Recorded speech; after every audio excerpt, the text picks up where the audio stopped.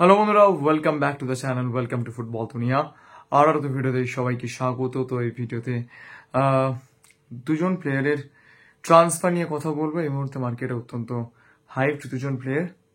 প্রথমজন James Rodriguez. Colombian এই তারকার সঙ্গে কি মোহনবাগানের কোনো রকম যোগসূত্র তৈরি হয়েছে, এই বিষয়টা নিয়ে ক্রমশই কিন্তু একটা সাসপেন্স ক্রিয়েট করার চেষ্টা হচ্ছে ট্রান্সফার মার্কেটে। তো অনেক মোহনবাগান সুপার জায়ান্ট সাপোর্টার্সরা আজ করেছিলেন যে এই খবরটা কতটা সত্যি, এবং আমরা সবসময় যেটা বলি, ফুটবল দুনিয়া চেষ্টা করে যে একদম প্রপার আপডেট নিয়ে দেন সেগুলোকে আপনাদের কাছে ডেলিভার করতে। তো হামেস রড্রিগেসের সঙ্গে কি আদেও মোহনবাগান সুপার জায়ান্টের কোনো লিঙ্ক আপ তৈরি হয়েছে? তো উত্তরটা হচ্ছে না, এরকমটা কিন্তু হয়নি আপাতত। তার কারণ এই মুহূর্তে কিন্তু হামেস রড্রিগেস তিনি ইউরোপ ছাড়তে চান, এরকমটা কিন্তু একেবারেই শোনা যাচ্ছে না। এবং কলম্বিয়া ন্যাশনাল ফুটবল টিমেও কিন্তু তিনি নিয়মিত কল আপ পাচ্ছেন। তো আপাতত মোহনবাগান সুপার জায়ান্টের সঙ্গে তার লিঙ্ক আপটা এইটুকু আমি বলতে পারি, ইটস কমপ্লিটলি আ ওয়াইল্ড রুমার, এরকম কিছু হয়নি, এরকমটাই কিন্তু আপনারা ধরে নিতে পারেন। অন্যদিকে ব্রাজিলিয়ান উইঙ্গার রবসন রবিনো, একটা কথা আপনাদেরকে পরিষ্কার করে দিচ্ছি, ডিল হবে কি হবে না সেটা পরের কোশ্চেন।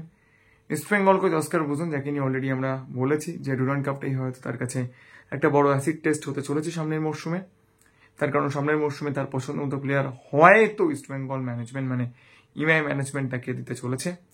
তো তিনি কিন্তু নাছোড় রবসন রবিনোকে সাইন করানোর জন্য, মানে নাছোড় মানে একদম হয় না, একদম ডিটারমাইন্ড আর এই প্লেয়ারটিকে লাগবেই। জানি না যে রবসন রবিনো আসলেই অস্কার বুজনের খেলানোর মারাত্মক কিছু ড্রাস্টিক পরিবর্তন হবে কিনা সেটা আমি সত্যিই জানি না।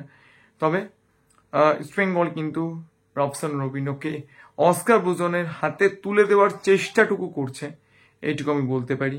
শেষ পর্যন্ত পারবে কি পারবে না সেটা সময় বলে দেবে। তবে ইস্ট বেঙ্গল ম্যানেজমেন্ট কিন্তু রবসন রবিনোর ব্যাপারে যথেষ্ট ইন্টারেস্টেড, এবং এইটুকু আমি দায়িত্ব নিয়ে বলতে পারি যে রবসনকে পাওয়ার জন্য ইস্টবেঙ্গল ম্যানেজমেন্ট চেষ্টা করবে, এবং সেটা পেতে গেলে যদি অনেক এক্সট্রা টাকা খরচও হয়ে যায় আমি কিন্তু খুব একটা অবাক হব না।